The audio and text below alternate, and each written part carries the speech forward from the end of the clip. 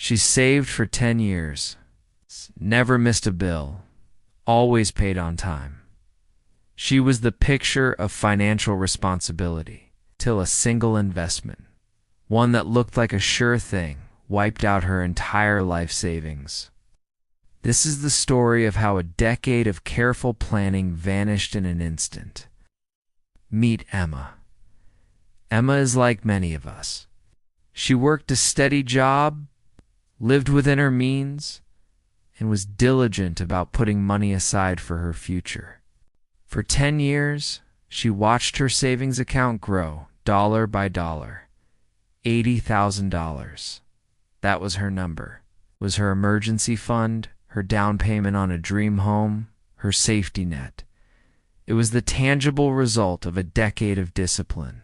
Emma wasn't a big spender. She brewed her own coffee, packed her own lunches, and drove a modest car.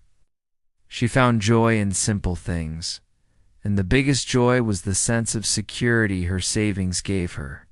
She'd check her bank account, see that number, and feel a sense of calm. She was doing everything right. Then, one day, an opportunity came knocking. It came in the form of a charismatic acquaintance from an old networking group, a guy named Alex. Alex was a smooth talker, always dressed impeccably, and he projected an aura of success.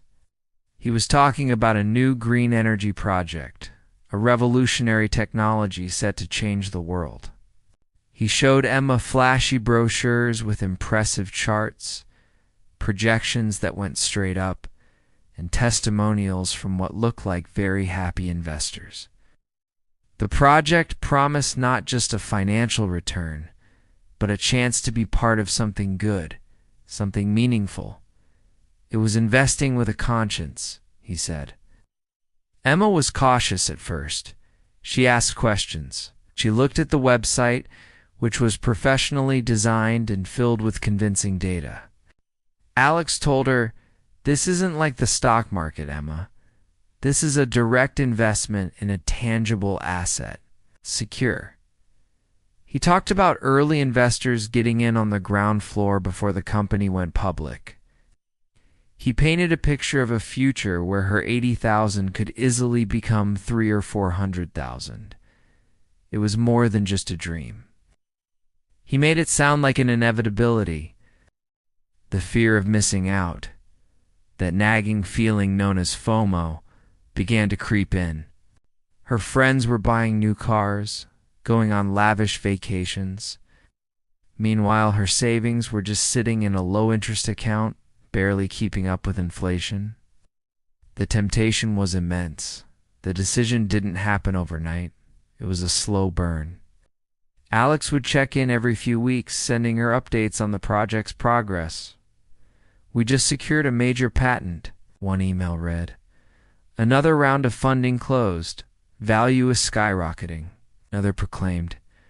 He made her feel like she was already part of an exclusive club. Emma spent weeks agonizing. She drew up spreadsheets, trying to rationalize the risk. The logical part of her brain, the part that had saved for 10 years, screamed no. But another part, the part that dreamed of a bigger, brighter future, whispered, "What if? What if he's right?" The final push came when Alex mentioned a deadline. "The final pre-IPO spots are closing this Friday," he said, his voice laced with urgency. "After that, the entry point will be much higher. It's now or never, Emma." That pressure, that manufactured urgency, was the final straw. With a trembling hand, she initiated the wire transfer. $80,000. Her entire life savings. Gone from her account in a single click. For the first month, the euphoria was real. Emma felt like a savvy investor. She was part of the future. Alex sent her regular investor updates, slick PDFs filled with more charts and corporate jargon. The project was exceeding initial projections and gaining significant market traction. Emma would read these and feel a thrill. She started browsing for homes online. a little more seriously this time. She imagined the conversations she'd have, telling her family how she tripled her savings through a smart, forward-thinking investment. Then, the updates started to slow down.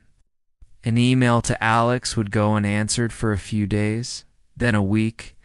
When he finally replied, his tone was different, less enthusiastic, more evasive. Just a small regulatory hurdle, he'd say. Typical bureaucratic red tape. The impressive website suddenly went down for scheduled maintenance. It never came back up. Panic began to set in. Emma started digging deeper, trying to find information about the company outside of what Alex had sent her. She found nothing. No news articles, no official filings, no third-party validation. It was as if the company only existed in Alex's brochures and emails.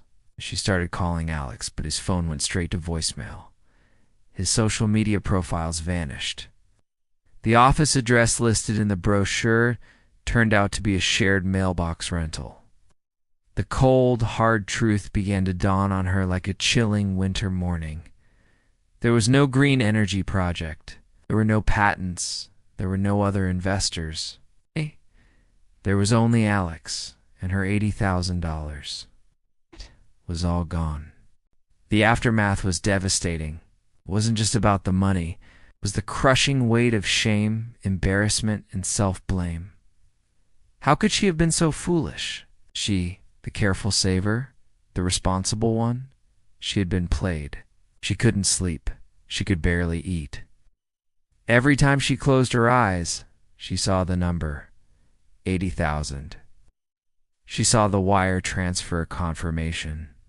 She saw Alex's smiling face. She had to tell her parents, who had always praised her for her financial prudence. The conversation was one of the hardest things she ever had to do. Seeing the look of worry and disappointment in their eyes was a pain far worse than the financial loss itself.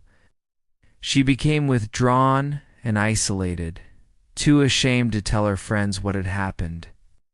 The dream of a house was replaced by the nightmare of an empty bank account and a mountain of debt she'd have to climb just to get back to zero. So what's the lesson here? Emma's story is a painful but powerful reminder. First, beware of the allure of get-rich-quick schemes. True wealth is almost always built slowly and steadily.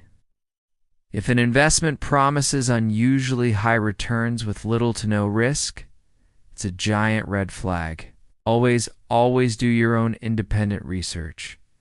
Don't rely on the brochures or the website the promoter gives you. Look for independent reviews, regulatory filings, and news articles from reputable sources.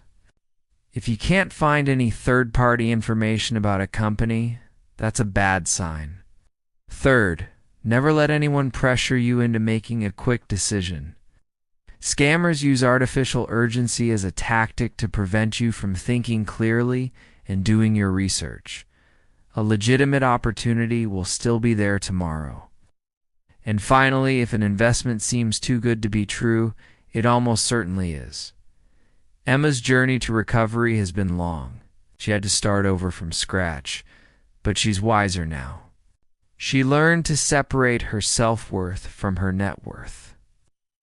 Her story is a cautionary tale, but it's also a story of resilience. If you've ever been in a similar situation, please know you are not alone, and it is not your fault. Scammers are professionals at manipulation. If you're struggling, talk to someone you trust or seek professional help. There's no shame in asking for support. Thank you for listening to Emma's story.